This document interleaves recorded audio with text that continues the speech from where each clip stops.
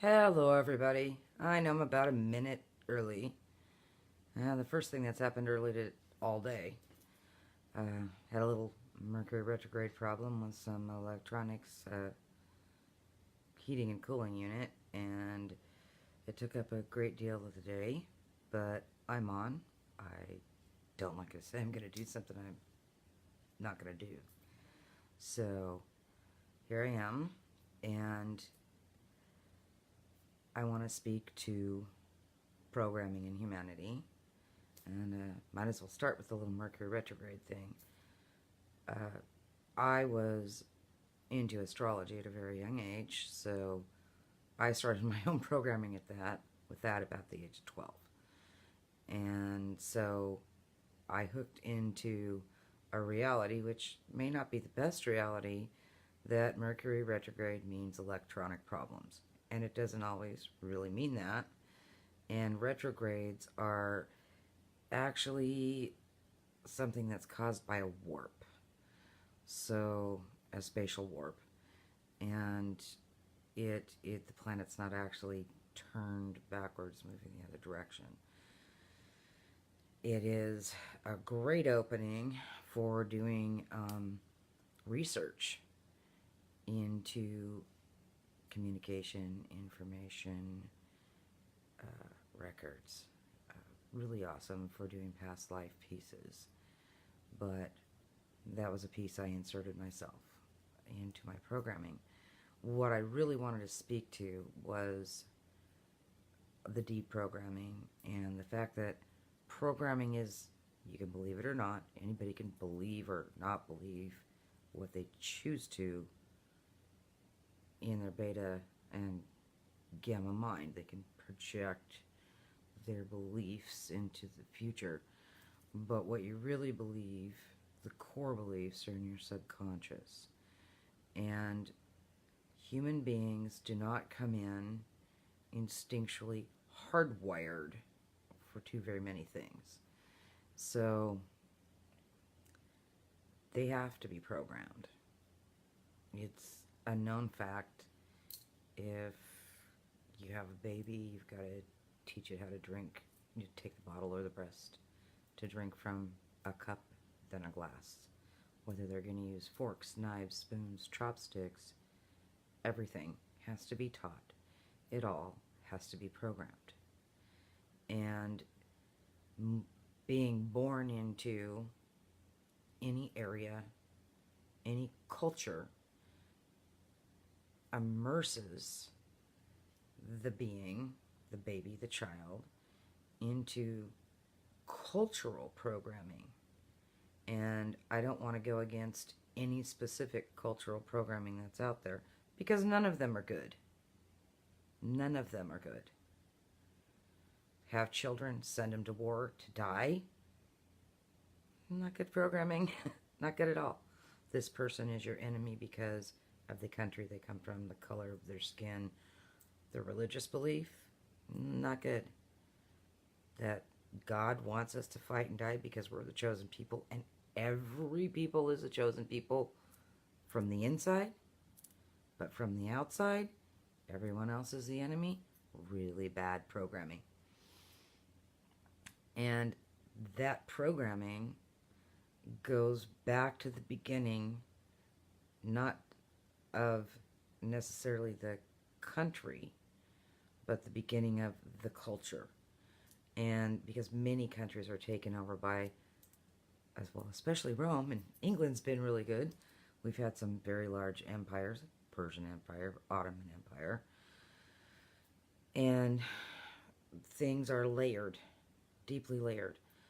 The piece that all of these programmings have in common is the fact that they teach people that God is on the outside, not the inside, that the voice that rises within, our personal truth, what is authentic to us, is not true.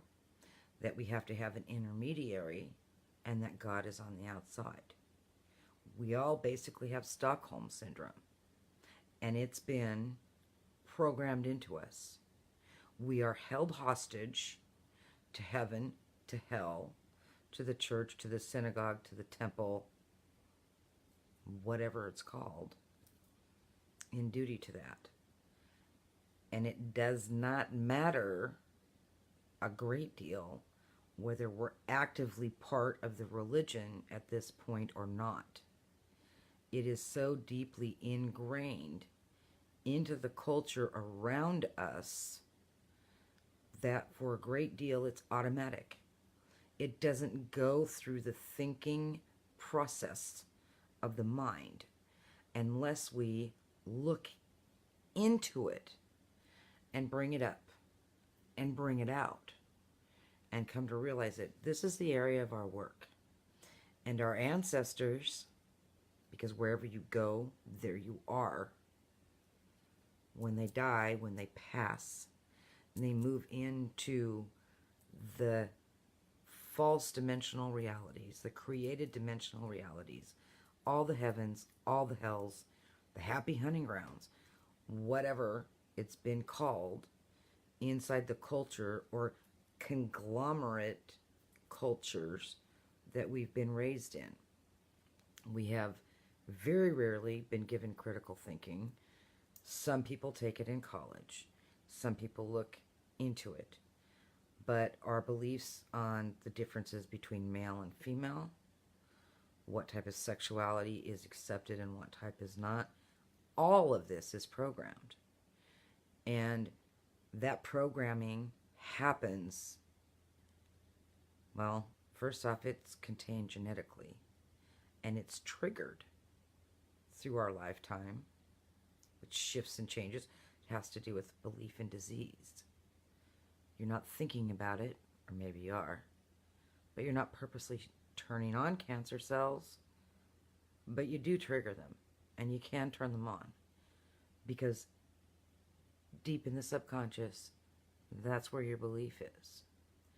And the belief in allopathic and osteopathic medicine in the West is crippling more than just this country, more than America, but other Western cultures as well. So, understand, when I speak of programming, I'm not speaking about a belief, I'm speaking about a fact. An absolute fact. We are born with certain instincts. The rest of it we have to be taught. You can't put a 3-month-old child out in the woods and have them survive and have skills for life. They have to be taught. That teaching is programming. That teaching, that programming comes from the culture, comes from the family, comes from the media, comes from what is and is not acceptable as we interact through schooling. And our schooling is the heaviest level of programming that there is. We become a part of. It's the beginning of the military program. It's definitely a war structure and war belief programming because of how we are focused into history. It is not focused to give us specific life skills that are aligned with what we are or are not good at. It is focused and structured to make us obey the system and believe the version of history, even the type of mathematics that's used or done,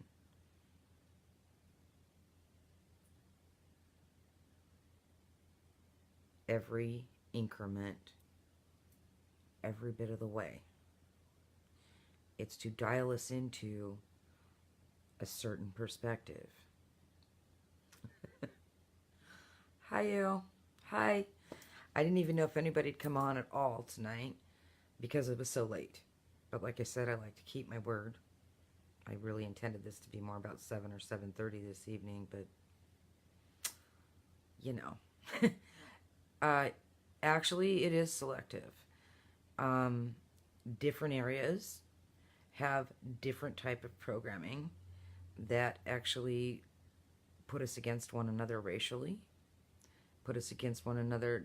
We're taught not to see that this is an elitist oligarchy.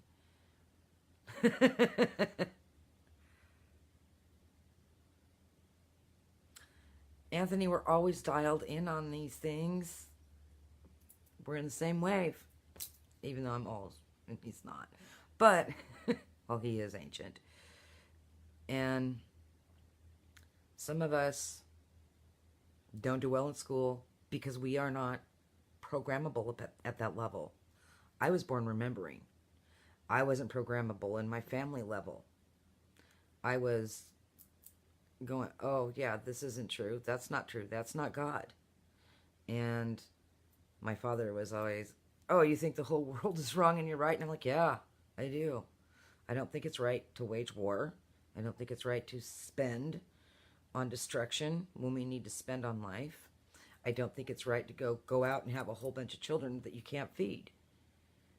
And I don't think it's right not to educate in what is actually necessary, like clean water, clean food, correct growing, what we need to keep our bodies alive and healthy. I do not believe that it is correct to teach that God is outside of us rather than inside of us and all around us. And now we're going through this huge wave where people are going, you create your own reality. Okay, I went through that back in the 80s and was working with Jane Roberts and the Seth materials, and you create your own reality. Well, we do, but we don't, because this is a co-creation, and we are co-creating our realities in groups of consciousness and intermingling that co-creation, but it is not coming from the beta mind. We are not teaching our children correctly for the most part.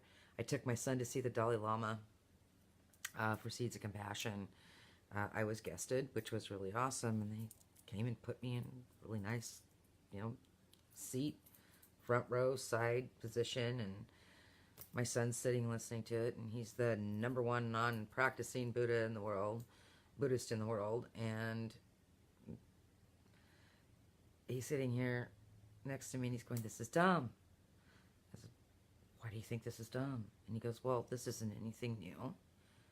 And I said, well, actually, for this era, this is new, and it's a very large group. And he goes, but this is how you raised me. And I go, well, you were part of the experiment. And going into different neighborhoods, different areas, going beyond cities and urban areas into rural areas, we can see where people in urban areas are exposed to all of these little pods of neighborhoods that have their own cultural parts and pieces and are very ingrained, but they're metropolitan and they're exposed to other cultures, other races, different levels of education, art, music, the sciences. Everything's available, or not everything, but a great many things are available. And you go into the suburban areas and there's less available, but there's some interaction between the suburban and the urban areas. And then you go out into the rural areas and people are kind of like it's the 1930s sometimes. It depends on what part of the country you're in, and probably depends on what country you're in and what area of what country. But moving into an area where we start educating ourselves with the fact that we have been programmed, and we go into that programming and we bring out or melt down, it's actually synaptic synaptic movements. I'm not going to be able to say whatever this word is, but it's a synaptic process.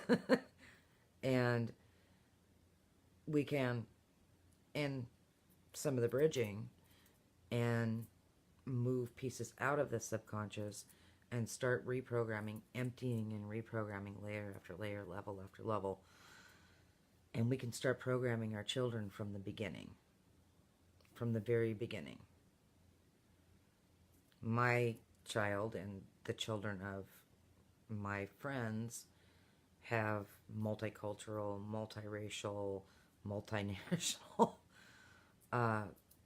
pieces, and they exposure to artists and doctors and attorneys, farmers, and people that bred horses and people that hunted for their meat, and fishermen.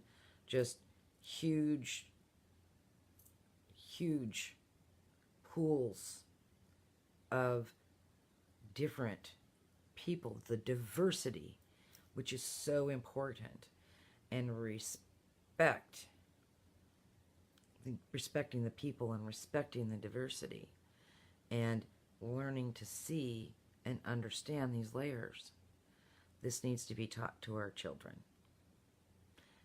And we need to repattern ourselves. The first piece I'm putting out to all of you is the essence of God. Divinity lies within.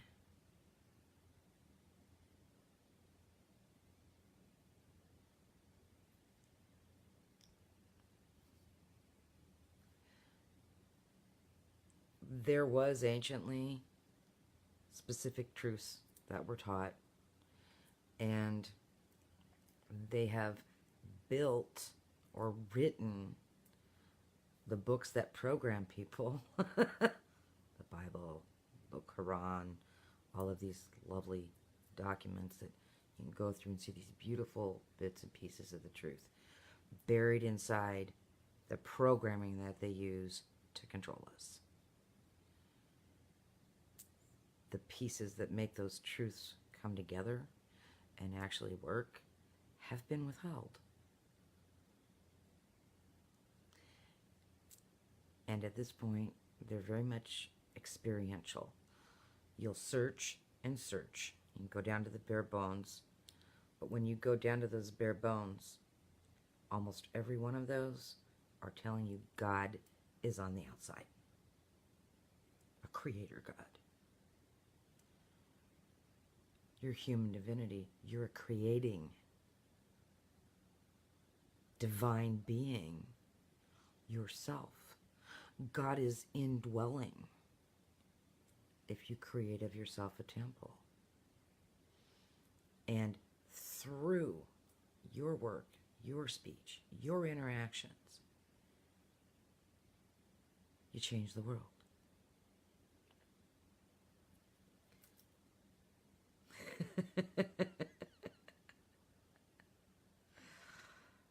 Hi Tracy, you just came in and I'm just about to wrap up. I'm going to say, do any of you have any questions?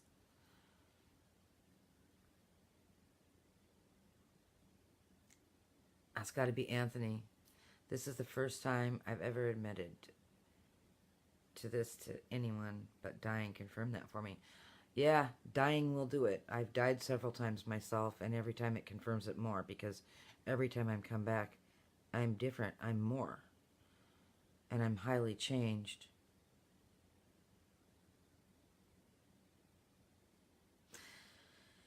Feeling like a superhuman, yeah, absolutely, because all of these different, actually it's from our Ka, but all of these different memories, all of this knowledge opens, and it actually begins to open when we start structuring the bodies correctly, the Egyptian bodies, which are all of the bodies, but this is where we're pulling it from, and the chakras become at 4 octaves, and we actually opened up the minds, the lenses, the chakra perspectives. Then we're opening up dimensional perspectives here in this reality, and yes, we become genius. And our brain is not what's doing the work. It's not our brain. The brain is an interface for the energies of the higher spheres that come in, and for the energies of what works our body. What works our body purposefully and what works our body automatically. But constant transformation, yes, absolutely, Tracy. I've known Tracy for a very, very long time, and very fabulous woman. And I have watched massive transformations, not just by Tracy, but Tracy creates transformation around her. And she puts people in place. She knows where to put people, where they can create transformation, where it's wanted, where it's going to be accepted, where people are ready. She's really gifted with this. And hello, Carol Baker. One of the reasons that I haven't been doing very many lives, or actually I don't think I've done any lives for a few weeks, is I'm creating my new website, Body of Unification. I'm going to be having a podcast come out. I've got a lot of things online, and the courses are actually going on underneath of this as they're growing and changing. I've got another Semitawi, a women's empowerment, that's starting this weekend.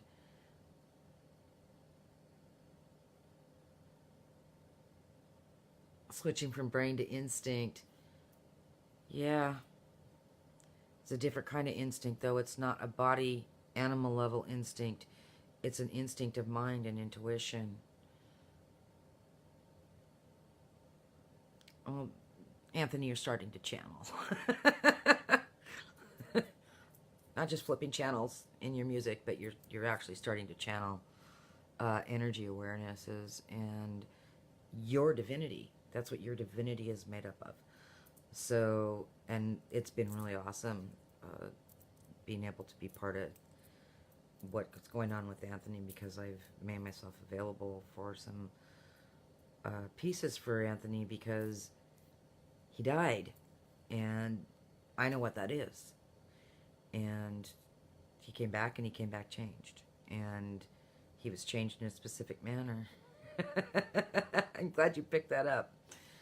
So there's a divine function that's beginning to move through Anthony, and actually there's 3 divine functions that are moving through Anthony that are creating a triangulation and are creating a communication that's moving through, that he's translating through words and music. And that's what we begin to do as we open up our divine creativity. And we must walk in honor of other people's choices. But that does not mean we have to be party to the programming that's out there, or respect the damage that's being done and being created here. I am super excited about the new Semitawi class, and I'm going to be putting a class together for men next month, and I'm very excited. I've got a little test group. It's real important for me to put a really deep and intense foundation in for my courses, not just my work, but the work of many others, and over a period of time before I put the course material out, even though some of them, I don't know if you understand this, but I'm taken into tombs and taught, moving through tombs into what are like paintings, open up into realities, and I've been being taught like this since I was 3. So I still like to make sure that it's yeah, I'm the one getting tested. Can I do it? Can I teach it? Can I become the stream of information? Can I get out of the way and allow this stream to move through and connect? And is it going to be effective? Is there, safeties inside this? Because this is massive change. Yeah, that's why the pharaohs are there.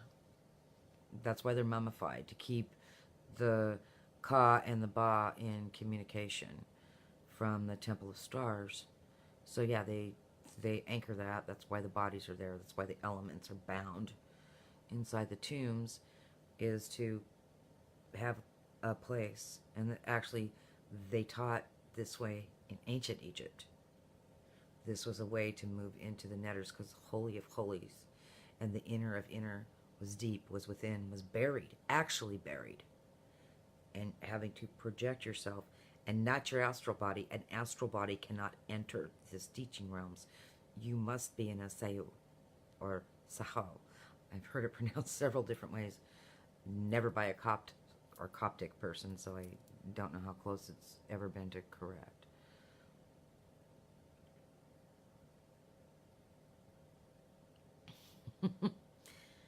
All you have to do is know and take the jump. You've died, and you've been given entrance at certain points. I had already died and been brought back, resuscitated. By the time I was 3, they broke my neck when I was born. The forceps baby broke the neck, blue, dead, resuscitated. I have no idea who or what was supposed to be inhabiting this form. I don't know. But it's changed every time. I'm not real willing to go through it again. But dying over and over again is actually part of the said ceremony. It's part of becoming a pharaoh or one of the great sages in order to awaken some of the bodies.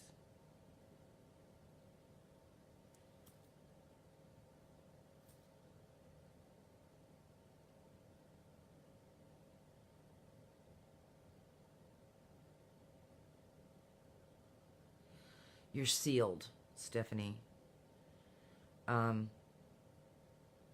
Everyone's energy bodies have been sealed.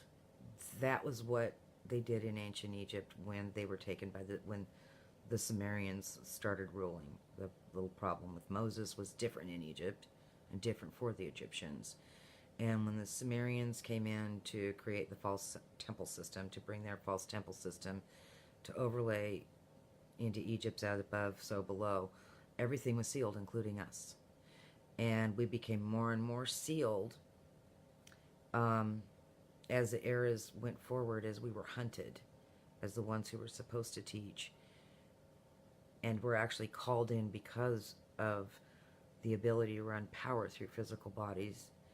Because we all have different levels of awakeness. And there are those who, it's hard, when I was a little girl, what do you want to be when you grow up? Well, I want to be the Queen of Heaven. I wanted to be a high priestess. I didn't have a word for it. And so, I want to be an archaeologist. I want to be a sociologist. I want to be a psychologist. I was born to be an arch priestess. And so I'm a mythical being. And we were sealed, and there are courses for it. And it's dangerous. Like I said, this is something that, speaking with Anthony, that we've died for. And it's dangerous to open them up. I do open them. I have the structure for them. Ancient Powers 1 is the first level of those structures.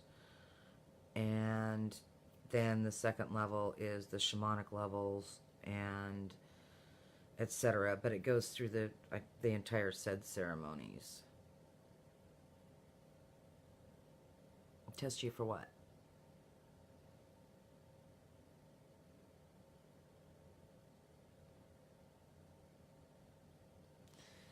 I can tell where people are activated and where they aren't because I have the ability to see the frequencies. Not just auras, not just the earth grid. I see many, many different levels of frequencies. Superstring, string, algebraic topology, the cosmological, what most people call it is cosmology, moving cosmology. There's multitudes of layers. It's not actually layers, it's integrated mesh or web that actually come in and begin orbiting.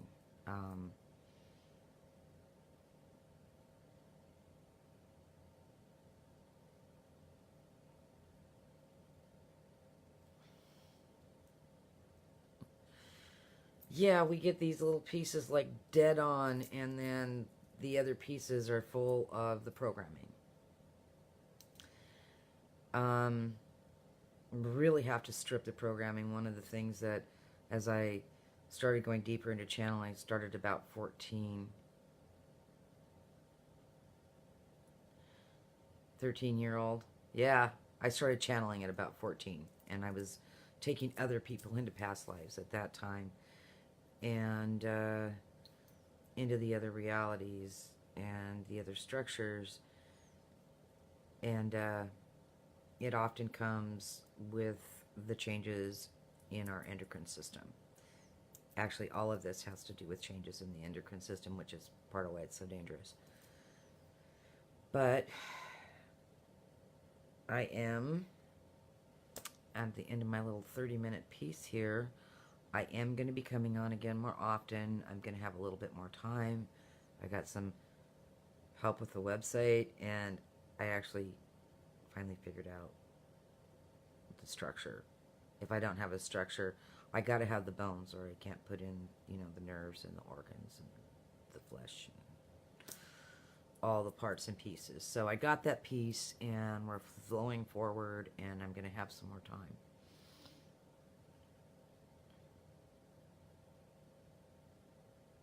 The astral plane is part of what is called the matrix by a lot of people, and it's a construction. It's a consciousness construction in 4D, and all of the constructed heavens and hells, all of the dimensions. If you find angels there, you're in a constructed piece.